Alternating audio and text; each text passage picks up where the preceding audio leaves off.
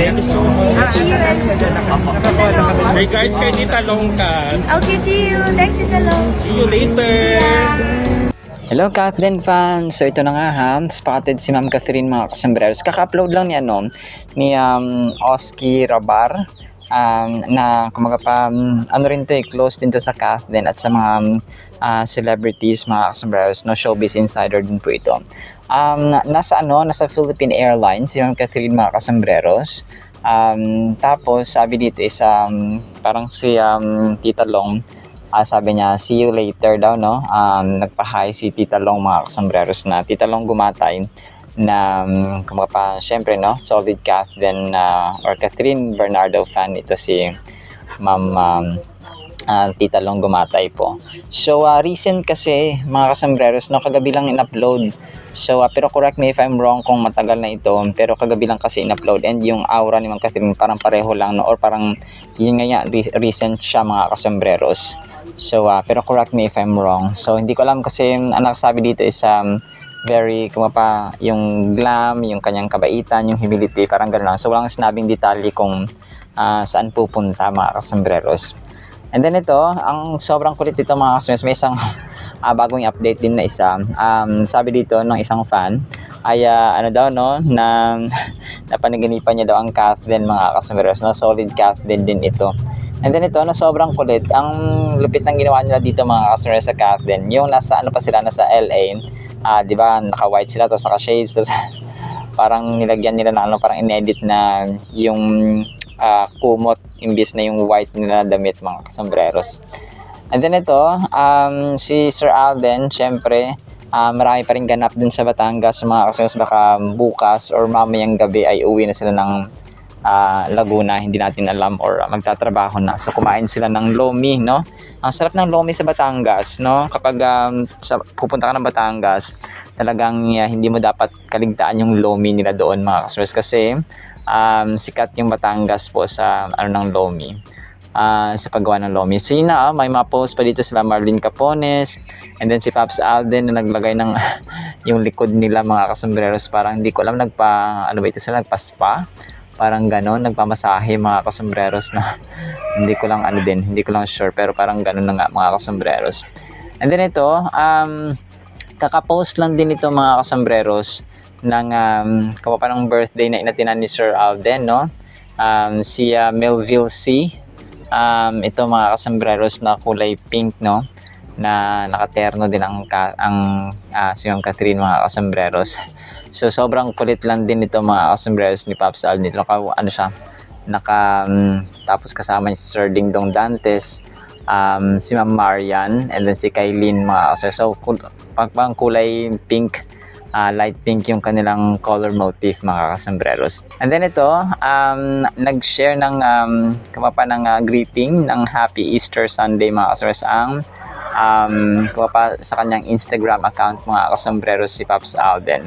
Sabi niya ito, John 16:33, I have overcome the world. So this is Jesus Christ speaking actually. So I have told you these things so that in me you may have peace. In the world you will have trouble, but I have overcome the world. So ito yung kanyang sinabi mga kasambreros. And then yung myriad niya at saka ang kanyang AR Foundation ay bumati rin po, no, ng Happy Easter Sunday. Sabi niya, wishing or praying you a wonderful and joyous Easter celebration surrounded by those who you hold dear. So yung myriad at saka ang kanyang AR Foundation or Alden Richards Foundation. So Easter Sunday, he is risen. So ganun po mga kasambreros. And then may prayer request din or may prayer item din si Pops Alden na parati niyang ginagawa. Nag-post, sabi niya dito, Dear God, today we remember the silence that followed the cross. The world seemed still, the sky was quiet, and hope looked buried. But even in the waiting, you were still working. Though we can't always see it, you're the God who moves in the unseen, the one who turns mourning into joy. As we reflect on the sacrifice of Jesus, we wait with faith, knowing that the resurrection is coming. Prepare our hearts for the celebration of new life. Stir hope in our souls. Remind us that the story didn't end at the cross. Sunday is coming. In Jesus' name, amen. So, amen talaga, Pops Alden. Alright, so ang dami nating Kathleen items actually mga kasambreros. So, pero yan lang muna in the meantime. At para po sa ating Word of God mga kasambreros ay ang title po natin ay Sobrang Mahalaga. Ano ba yung sobrang mahalaga? So, karugtong ito ng ating topic na nabuhay si Jesus kanina mga kasambreros, because today nga is Easter Sunday, God has risen, or Jesus Christ has risen. 1 Corinthians 15:54-55. So when this corruptible has put on incorruption, and this mortal has put on immortality, then shall be brought to pass the saying that it is written, death is swallowed up in victory. Oh, death, where is your sting? Oh, Hades, where is your victory? Ang corruptible dito mga sombreros ay ibig sabihin po dito ay yung ating dying bodies. So, tapos yung pagiging mortal, tapos naging immortality, tapos yung death or Hades dito mga sir ay referring to Satan and his demons mga sir. So, nasaan daw ang lason ni Satanas mga kasambreros? Oh, Hades, saan ang victory? Because Jesus Christ has won the victory. So the resurrection of Jesus is important. Kaya napakahalaga po nito mga kasos for several reasons. Napakaraming reasons mga kasos. First, the resurrection witnesses to the immense power of God Himself. So grabe, walang kapantay, matchless, at saka unmatched mga kasambreros, unequal na power ng Panginoon. To believe in the resurrection is to believe in God. If God exists and if He created the universe and has power over it, then He has power to raise the dead. If He does not have such power, He is not worthy of our faith and worship. So, simple lang, no? Kapag tayo naniniwalang may Diyos, maniniwala rin tayong nag-resurrect or nabuhay muli ang kanyang anak. And by the way, sa mga hindi po nakakalam, ang resurrection po ay kaiba sa reincarnation. Kaya ang reincarnation ay paniniwala po yun ng Buddhism. So, ang reincarnation ay parang yung namatay na, kung yung kaluluwa ng namatay na tao ay sasanib at pupunta sa hayop for example, or sa isang halaman for example, sa isang tao for example. So hindi po ganun. Resurrection lamang po ang meron sa Biblia, and reincarnation does not exist. Resurrection is ito yung yung ikaw mismo, okay? Kunwari Dennis, so yung kaluluwa mo, ikaw at ikaw yon, no, na mapupunta sa heaven or sa impyerno.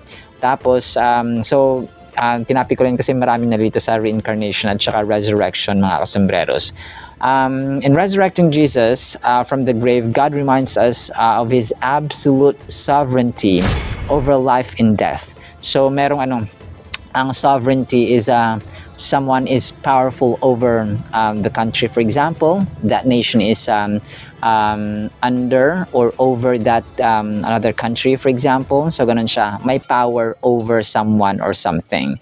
And the resurrection of Jesus Christ is also important because it validates who Jesus claimed to be. Okay? Vinalidate niya ito, pinatunayan niya na yung kiniklaim ni Jesus Christ na Son of God and Messiah ay totoo, and He absolutely is.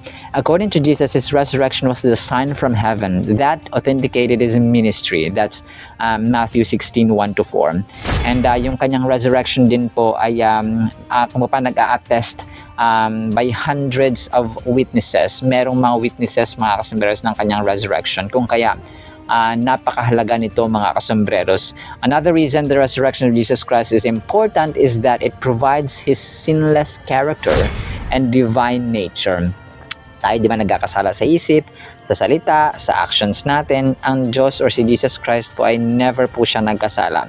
Sinless. Kumbaga pa, mula sa lahi ni Lord, di ba? Wala siyang talagang kasalanan. Tayo kasi mga mortal, galing tayo sa ating pinakanuno na sina Adan at Eva. So, born from sin, may original sin tayong tinatawag mga kasos. Kung kaya, kahit na ikaw man ang lumaki ka, naging pare, naging pastor, naging prophet, naging gospel share, naging preacher, naging evangelist, ay may kasalanan pa rin tayo. Kahit na mamuhay tayong kumagapabanal sa ngayon. But we have this original sin and we cannot deny that. That's the truth that we cannot deny. The scripture said God's Holy One would never see corruption. So hindi siya makaka-experience ng kamatayan, and that is Jesus Christ. Psalm 16:10 yan, mga source. And Jesus never saw corruption even after He died. Kasi sa mga hindi po nakakaalam, ang kaluluwa ni Jesus Christ, nung mamatay siya ng 3 araw, ay napunta siya doon sa sa impyerno o sa Hades, mga kasambreros. Ang ginawa dyan, nag-proclaim siya ng victory over Satan, over death, mga kasambreros, because hindi siya kayang patayin. Hindi, yung kaluluwa niya, siya mismo, ay hindi kayang matalo ng kamatayan, mga kasambreros. So that is why He proclaimed the victory to the souls, no? Yung mga kaluluwang andon sa time ni Noah, no, yung namatay mga kasambreros, and even from the time of Abraham, Isaac, and Jacob, and to present. So ganun mga kasambreros na mga tao, great men in the Bible. So actually napakalalim na pag-aralan ito, mga kasambreros, kung saan nagpunta yung kaluluwa ni Jesus Christ when He died 3 days. So actually hindi siya namatay, no? Pumunta siya doon sa kailaliman ng earth. And Jesus, or the resurrection of Jesus Christ, not only validates His deity, yung pagiging Diyos niya, but it also validates the Old Testament prophecies that foretold of Jesus' suffering and resurrection. That's Acts 17:2-3. And yung kanyang resurrection din po ay nag-authenticate na yung claims niya, mga kasambreros, ay He would be raised on the 3rd day. Kasi sa Mark 8:31, 9:31, then 10:34 ay sinabi niya doon, no, na mabubuhay siyang muli after 3 days, mga kasambreros. And the Word of God guarantees the believer's resurrection at the coming of Jesus Christ for His church at the rapture. So sa atin din, since Jesus Christ resurrected, we too, as His followers and believers, mga kasambreros, ay makaka-experience din po ng resurrection.